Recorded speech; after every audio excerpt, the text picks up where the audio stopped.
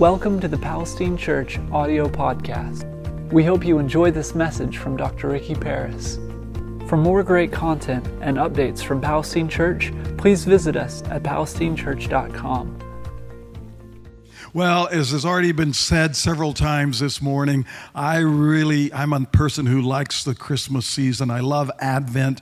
I love Christmas. One of the things when you go to Europe, they start celebrating in November. I mean, like the beginning of November. They don't really even do Halloween. So around the end of October, they start celebrating, and they don't have Thanksgiving like we do. So they start celebrating Christmas. And so they're into a long Advent season, preparing to celebrate the coming of Jesus and celebrating it the whole time. And one of the main reasons that I love this season is because at this time of the year, people all over the world, all around the world, people are pausing to think about the birth of Jesus the Christ. And admittedly, most of the people around the world have distorted and probably even heretical views of Christmas and of who Jesus is. But at least in their darkness, they're thinking some way and somehow about the person of Jesus Christ. They're thinking about the Christ event. And when I use that phrase, Christ event, the word Christ event it speaks of the life, the death, the resurrection of the person of Jesus. And that life and death and resurrection of Jesus is the apex, it's the linchpin, it's the central focus of all of history. And the Christ event began, as we all know, with the birth of Jesus at the village of Bethlehem. And as you see written there on the screen, when Jesus was born, God invaded the world and a new age dawned in the history of the world. The age of redemption dawned, the age of grace, and the age of man's collaboration with God. That's what Christmas is really all about. And we see all of this prophesied in Luke's Gospel, chapter 1, when Zechariah, the father of John the Baptist, held his newborn son in his arms, and he released this prophetic hymn of praise that has become known as the Benedictus. And in this hymn of prophetic praise, Zechariah, in the first few verses of it, speaks about the birth of Jesus Christ. The last part of the hymn is about the birth, is prophecy over John the Baptist. But in the first few verses, he gives us a prophecy about the birth of Jesus that would take place some weeks later. And he tells us what would take place, what would occur when Jesus would be born, what would take place on that first Christmas. And so I want us to go to Luke's Gospel, chapter 1, starting in verse 67. And this is after John the Baptist has just been born, and his birth was a miraculous birth, born to a father and a mother who were far too old to have children.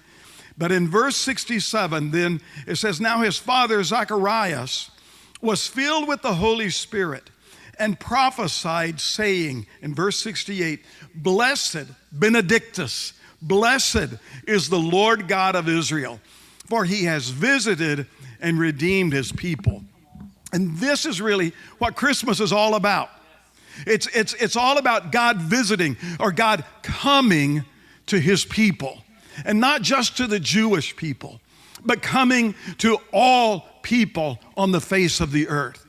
In the person of his Son, Jesus Christ, God stepped into our world. He invaded our world. John's Gospel, chapter 1, verse 1 says, in the beginning was the Word, and the Word was with God, or face to face with God. And the Word that was face to face with God was God.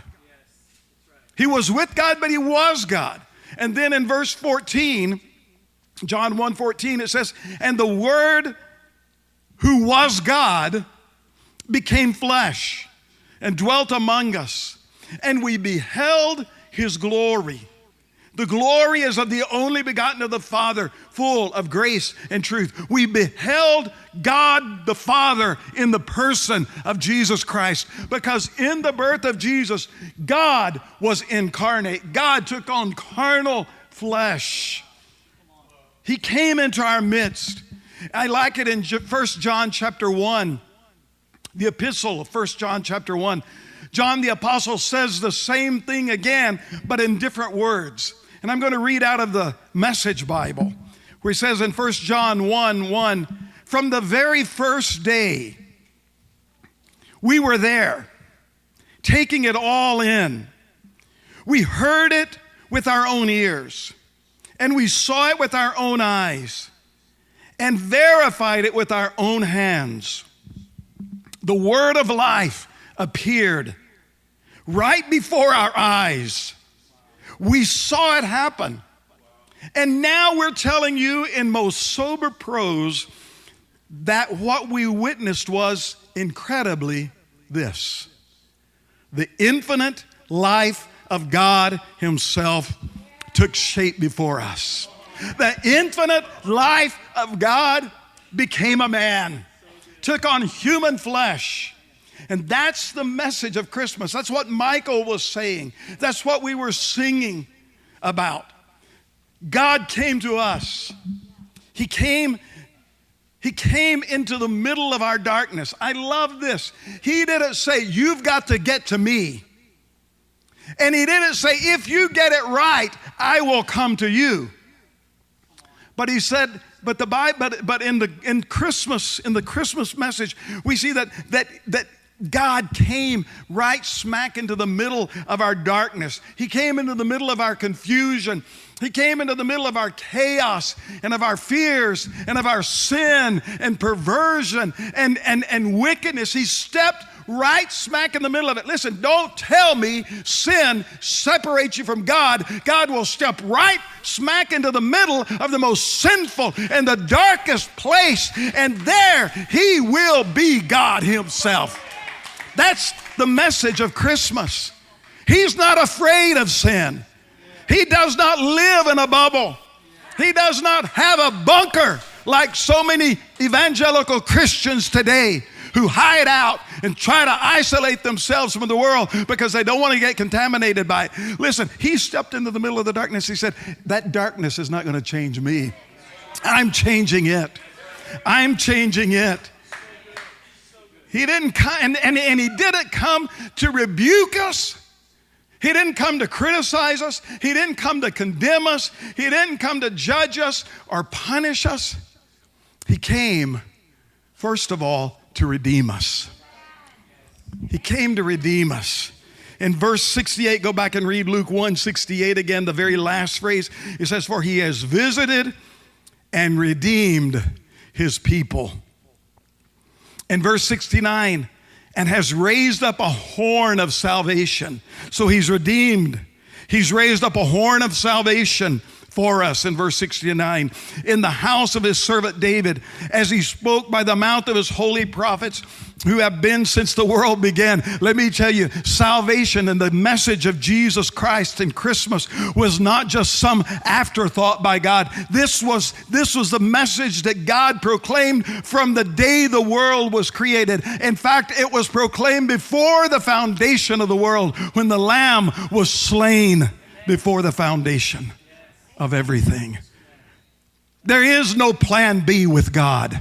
There's only plan A. And He will not be frustrated, cannot be frustrated. In verse 71, that we should be saved. There again is that word saved, redeemed, salvation, saved. Saved from our enemies and from the hand of all who hate us. The word redeem means to rescue or to ransom. It's the idea of someone who's been taken hostage or taken captive, and they are bound and hopelessly, helplessly in their situation. They cannot get free. They cannot escape. And so someone has to either pay ransom to set them free, or someone, the SWAT team, has to go in and rescue them. God came to this earth in the person of Jesus Christ to redeem us, to rescue us, to ransom us, and then to save us. And that word save means to deliver. It means to set free. It means to heal our brokenness. He came to save us, to heal our brokenness. When Adam agreed with the lies of the serpent in the Garden of Eden, he handed his whole inheritance off to the serpent. He gave all of his authority. He gave everything he had, his dominion. He gave it all to the serpent. And he became a slave to the serpent. He was enslaved. Man, Adam and his descendants were enslaved by the darkness, and we were forced to live our lives under the curse and the hopelessness of sin. But in the fullness of time, the eternal Son of God, Jesus Christ, came to undo what the created Son of God had done. He came to turn it all around. In his life and death and resurrection, Jesus broke the power of the serpent, and he took back what Adam had given to the serpent. Jesus broke the power of the serpent, and he rescued us from the bondage and from the captivity and from the curse that came when Adam sinned. God came to the earth in the person of Jesus Christ, and he redeemed us, and he set us free from the darkness that held us. He brought us out of darkness into the light and the liberty and the freedom of heaven's reality, both now but also forever. You don't have to wait to die to get it. It's for us now. Yes, the curses of sin are still all around us. Sickness and hopelessness and loneliness, sadness, discouragement, confusion, division, strife, separation, depression. Yes, those curses of sin, and there are many other curses of sin that we could name, but those curses of sin, they're all around us. And they'll come knocking at your door. But when they come knocking at the door of your heart or your mind, you don't have to let them in. You don't have to let them in. And by the way, let me just clarify something. If you find yourself discouraged, or if you find yourself in a time of sickness, or you find yourself in a time of sadness or confusion, whatever you might find yourself in, you're not in that because you have sinned. God doesn't send curses on you because you sin. The curses of sin are the result of Adam's sin. We need to understand that. Listen, much of modern charismatic theology tells you that if you're sick, it's because you've sinned. And they sound just like Job's friends. I guess they never read on down through the rest of the book of Job, where God rebuked Job's friends and told them they need to ask Job to pray for them. And I think a whole lot of charismatic theologians and people spouting that need to get prayed for because what they're saying is not right. Listen, God does not put these things on you. If you're sick, if you're going through depression, if you're going through a time of discouragement, it's not because you've sinned. Well, I have sinned. Well, yeah, so have we all. And if God's going to punish us according to what we've sinned, you'd just be a speck of dirt down there. That's it. I mean, there'd be nothing left. Okay? But when these curses of sin that are the result of not just all the little things you do, but the big capital S-I-N, not sins, but sin. When those curses come and start knocking on your door, you can tell them, I don't have to give in to you anymore. And sometimes we end up needing some other brothers and sisters to come alongside of us and say, hey, let me just remind you, I'm here praying with you because you don't have to give in to this. I'm going to stand with you until you come out of this, because this is not your inheritance. Jesus came that first Christmas, and he comes every day to redeem us and to set us free.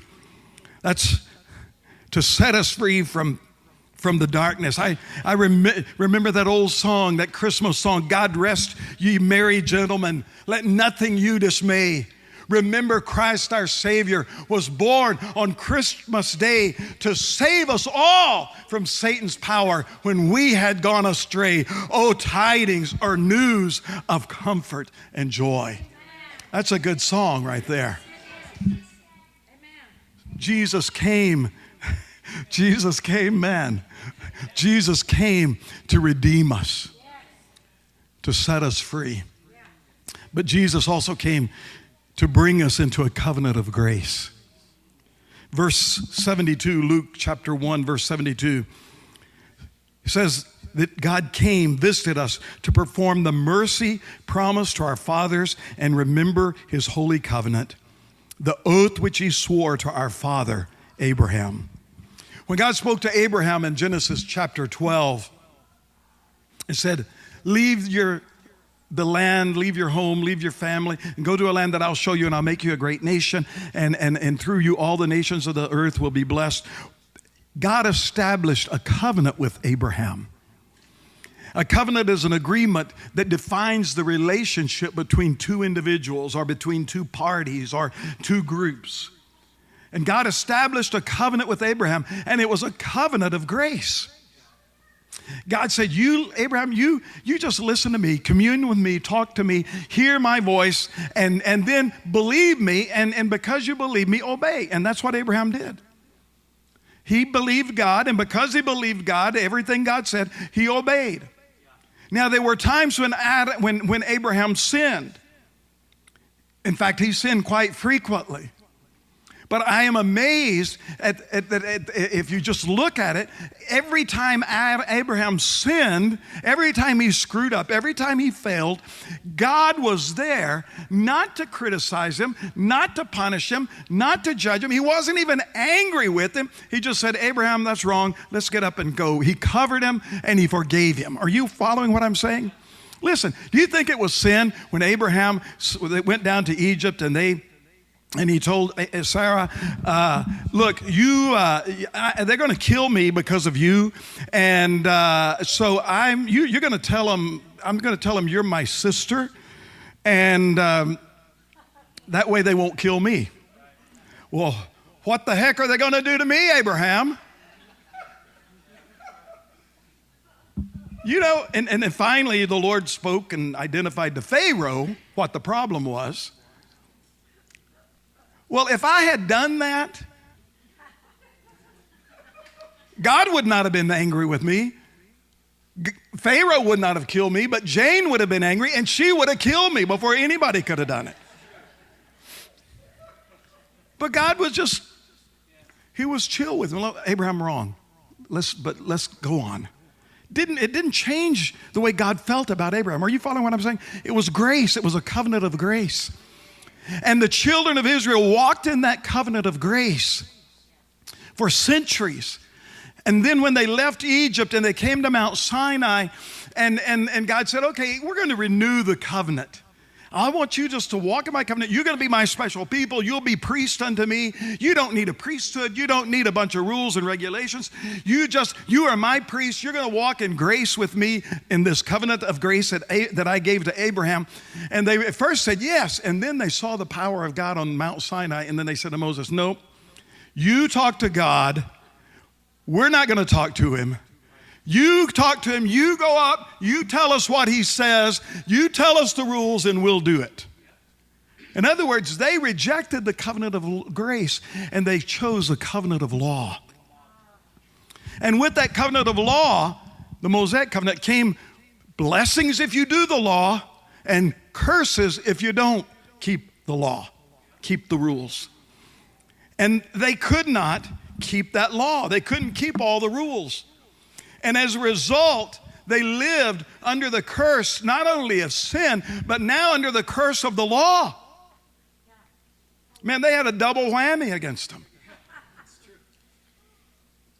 But when Jesus was born, he came to this earth to remind everyone of the promise and of the covenant of grace that he had made with Abraham.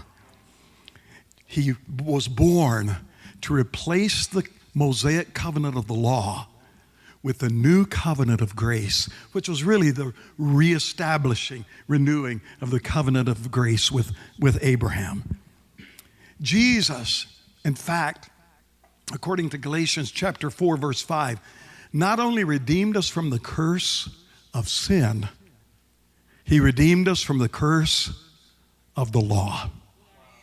You've been set free from the law. That's why we can sing at Christmas, Silent Night, Holy Night, Son of God, love's pure light, radiant beams from your holy face with the dawn of redeeming grace. Jesus, Lord, at thy birth. That first Christmas was the dawn of redeeming grace, because God came into the world in the person of Jesus Christ to renew the covenant of grace that he had promised to Abraham. And yet, sadly, today, so many Christians, at least I was raised living under a covenant of law. You get saved by grace, but then they quickly put you under the law. And so many Christians today still live under that covenant of law. I've got a great Christmas gift suggestion for you. And it's not going to cost you a thing, but it's going to be the best gift you can give yourself. In fact, just go ahead and throw something in nice for yourself. Something really nice, Clark. Throw it in. That's from Lampoon's Christmas, if you haven't seen it. Throw in something really nice for yourself and for everybody else. And that is, unhitch your wagon, unhitch your life from the Mosaic covenant of law, and begin to walk in the glory and the beauty of the grace and goodness and kindness of God's new covenant. That's what Jesus came for. And I promise you, everybody around you is going to be blessed. And you will as well. So Jesus came to redeem us. He came to restore to establish the covenant of grace. And then the third thing we see in these verses that we've got time to look at is that God came at that first Christmas to bring us into collaboration with the divine family. In Luke chapter 1, verse 74, he says, he came, he visited us to grant us that we, being delivered from the hand of our enemies, might serve him without fear in holiness and righteousness before him all the days of our life. That word grant could easily be translated as to give or to extend. Jesus came to this earth to grant to us, to give to us, to extend to us the privilege of serving God. And that word serve there in verse 74 it's not the idea of a slave and somebody who's just doing menial tasks, but it's the idea, it could also be translated as minister to and minister with. Jesus came to this earth to extend to us the privilege of ministering to God and ministering with God. In other words, collaborating with God in all that he does. He died, he redeemed us. He rescued us from the powers of darkness that had held us captive. He brought us into a covenant of relationship of grace with himself so we can have the privilege of collaborating with him, of serving and co-laboring with him in all that he does. You can minister to God and with God without fear. You can be fearless when you step up and join God in what he's doing. A lot of people want to serve God, but they're afraid. They want to collaborate with God, but they're afraid. They're afraid maybe God's in a bad humor and And if I mess up when I serve him, he's going to punish me. No, he's not like that. They're afraid, well, I'm not holy enough.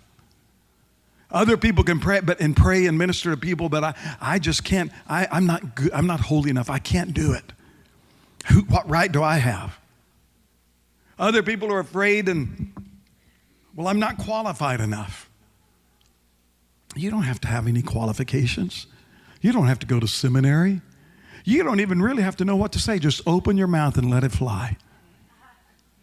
And I promise you, if you mess up, God's going to cover you. Well, I'm afraid it's going to cost me so much. I'm going to have to give up my money and my job and my family and my dreams.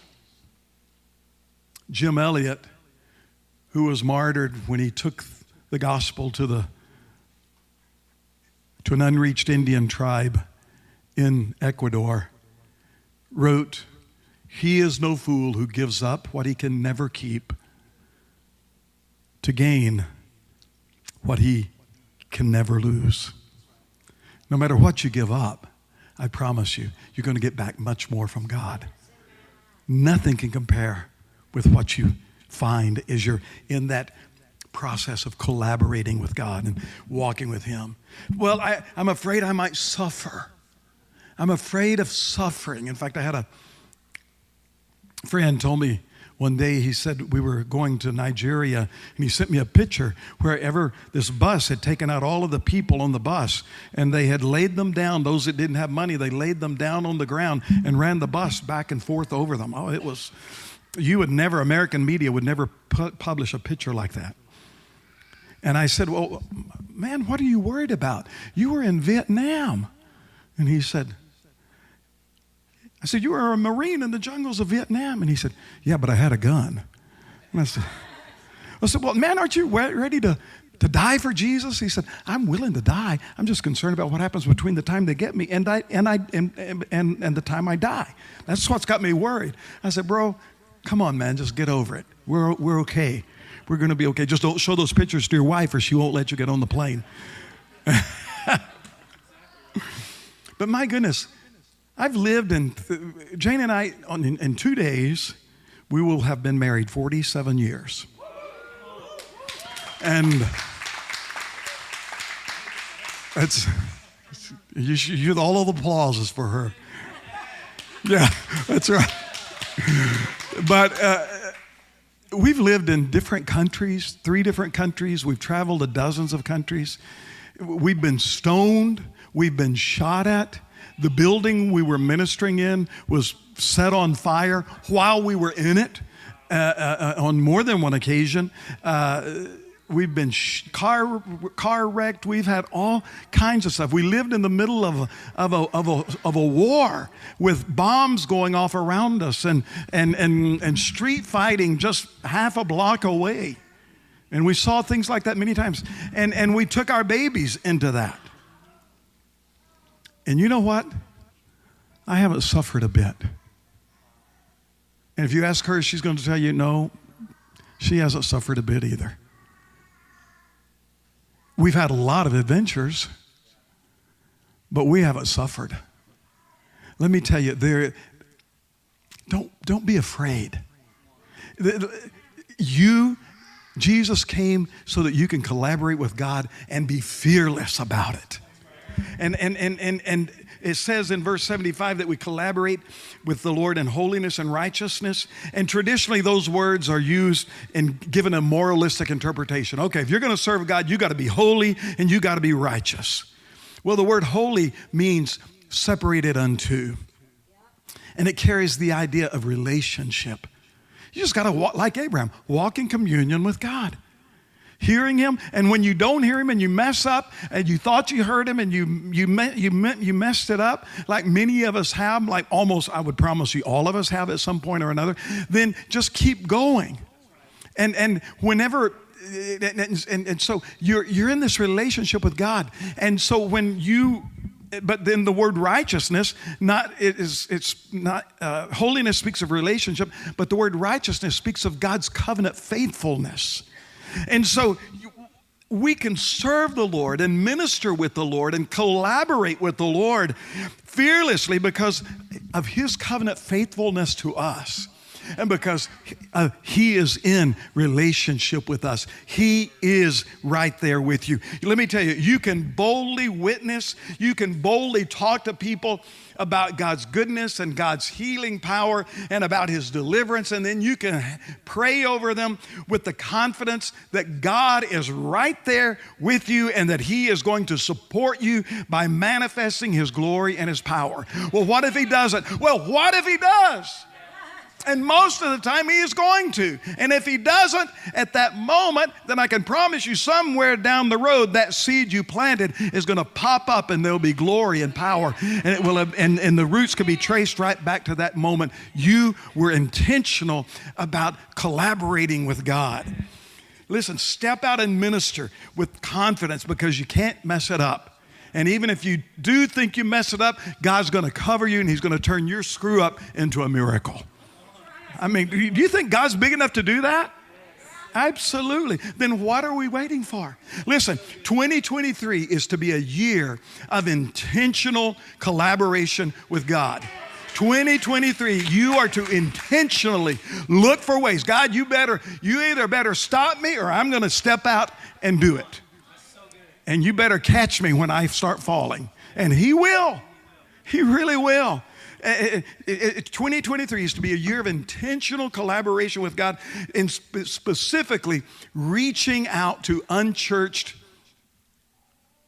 people. And there's a lot of them in this town. Listen, I want to challenge you. Ask God to give you 3 people in the 2023. 3 people in 2023. Lord, and not church people, but people who have just fallen away from God, people whose lives are ruined, people who are messed up, and they're not saved, or if they're saved, they've been a long way off. And if you don't know 3 people like that, then find them. You probably do, but you've just been isolating from them. Find them and then go after those 3. Write their name down. Go after those 3. Say, God, I want these 3 before the end of this year. And then disciple them, stick with them until the end. You come to the end of 2023, and those 3 will then be walking with the Lord, and then they'll start collaborating with God. This is what God's calling us to do. This is the privilege that we have been given. Listen, Jesus came to redeem us, to bring us into grace, and to give us the privilege of collaborating with God. What an amazing God we have. What an amazing God we have. When Jesus was born, God stepped into our world as a human being, and a new age dawned on this earth. The age of redemption, the age of grace, and the age of collaboration. Now that's what Christmas is all about. And the amazing thing is, it gets to be Christmas every day of the year. Amen? Everybody stand.